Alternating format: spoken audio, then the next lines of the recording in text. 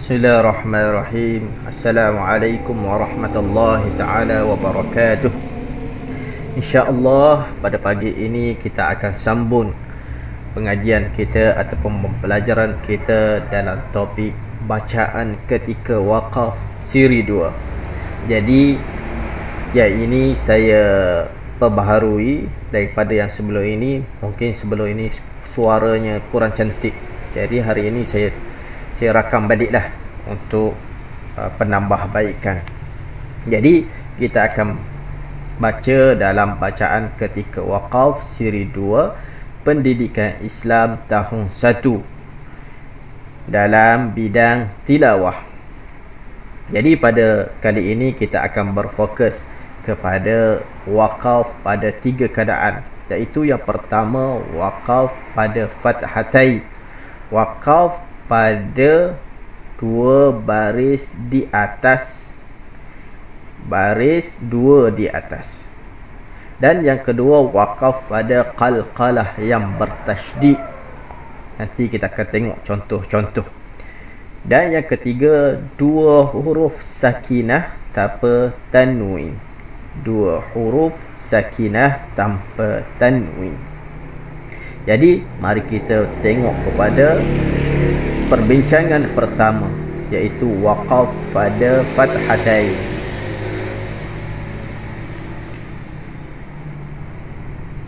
Di dalam perbincangan wakaf fathatai ini, biasanya kita akan bertemu dengan masalah ini, iaitu di akhirnya ada huruf alif, sebelumnya huruf yang berbaris 2 di atas. Yang ini mudah untuk kita kenali, tapi di dalam keadaan yang tertentu yang akhirnya huruf hamzah berbaris 2 di atas, walaupun tiada huruf alif di belakang, kita tetap baca dengan satu baris jika hendak wakaf padanya, dan dibaca dengan 2 harakat.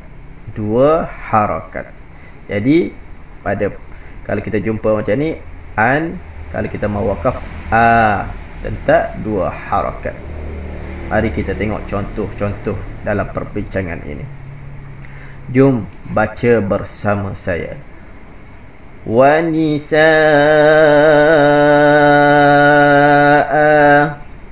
wa nisaa,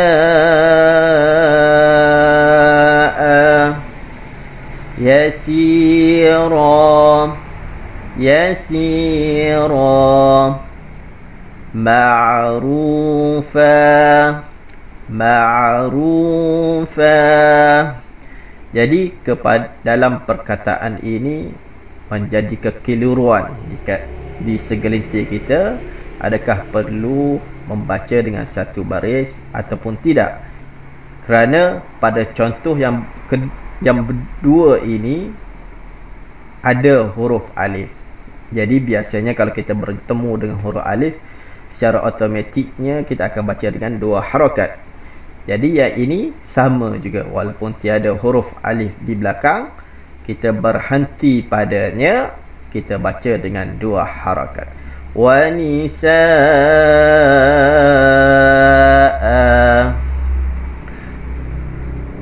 Seterusnya kita tengok dalam ayat yang lebih panjang.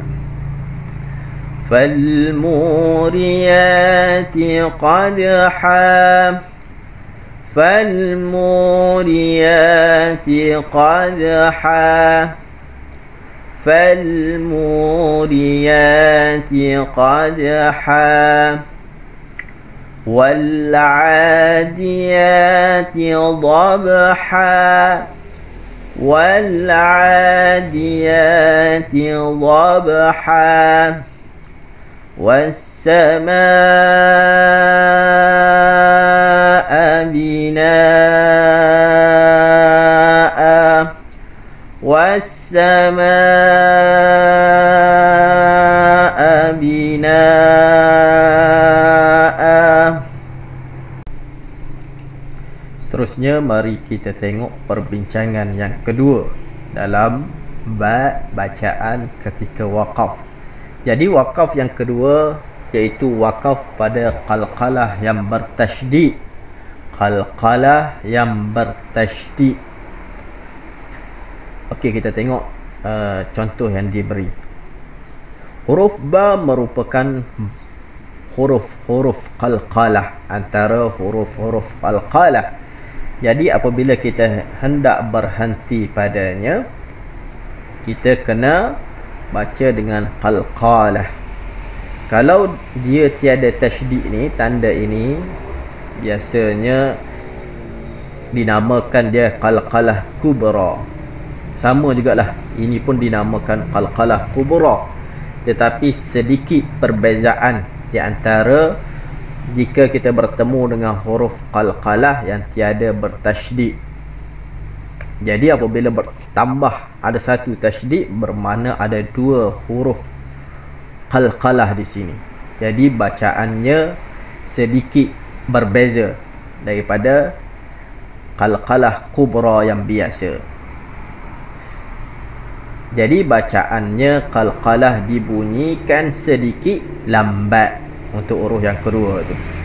Contoh kita boleh baca di sini watab, watab. Jadi ada bunyi tapi sedikit lambat. Jadi mari kita baca bersama. Jadi contoh yang pertama ini huruf qaf. Dalam tertib ataupun susunan huruf qalqalah, huruf qa adalah huruf yang paling kuat qalqalahnya. Apabila ditambah dengan tasydid, maka lagi kuat dia punya qalqalah. Dan dinamakan, ada setengah ulama menamakan dia qalqalah kubra, iaitu sebagai tambahanlah. Bagi anak-anak tahun 1 itu sedikit susahlah pemahamannya. Jadi untuk anak-anak tahun 1 kita berkenalan dahululah. Jadi jom baca bersama saya. Bil haqq, bil haqq, bil haqq, wal hajj, wal hajj, wal hajj. Alaysa hadha bil haqq, alaysa hadha bil haqq, alaysa hadha bil haqq. Seterusnya kita tengok dalam ayat yang lebih panjang. Wala jidala fil hajj, wala jidala fil hajj, qawluhul haqq, qawluhul haqq, qawluhul haqq. Tabbat yada abi lahabin wa tabb, tabbat yada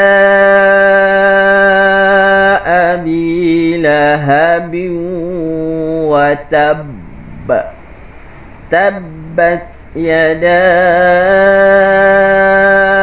abi lahabin wa tabb. Dan seterusnya kita tengok perbincangan waqaf pada keadaan dua huruf sakinah tanpa tanwin. Macam mana tu? Okey, kita tengok pada contoh yang diberikan.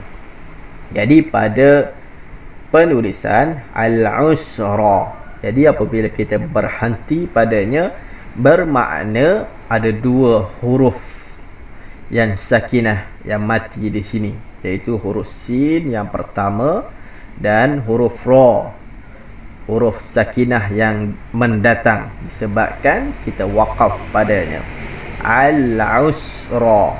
Jadi kita mau berhenti padanya, kita baca al-usr, al-usr, seolah-olah kita mau menyebut huruf ra, al-usr, tapi kita tahan di situ. Al-fajri tu kalau kita baca biasa. Tapi jika mau wakaf, al-fajr, al-fajr. Kedua-dua huruf ra ini dibaca dalam keadaan tebal. Sebab huruf, kita tengok pada huruf sini, huruf ain dengan fa. Huruf ain berbaris depan dan huruf fa berbaris di atas. Jadi bacaannya dibaca dengan tebal. Itu sekadar tambahan. Mari kita tengok contoh-contoh huruf yang lain. Ar-raja', ar-raja', ar-raja'. As-sihr, as-sihru, al-sihr, al-sihr. Al-ba's, al-ba's, al-ba's.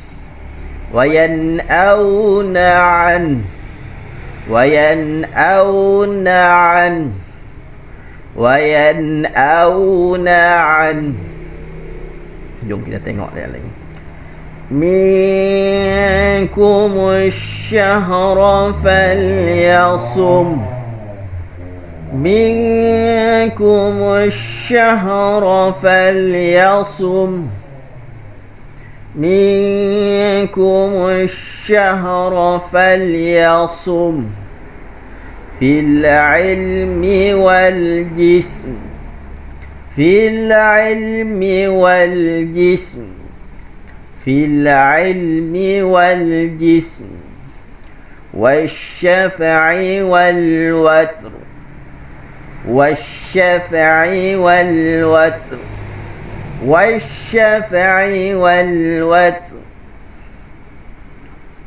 Jadi sekadar itulah perkongsian kita pada hari ini dalam bacaan ketika wakaf.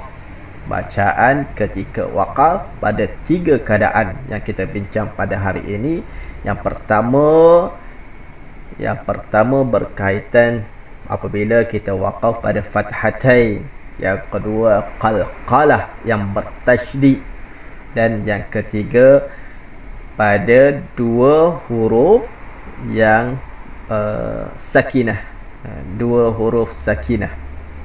Jadi perbincangan ini agak beratlah bagi yang baru berkenalan ataupun baru ingin mempelajari secara mendalam.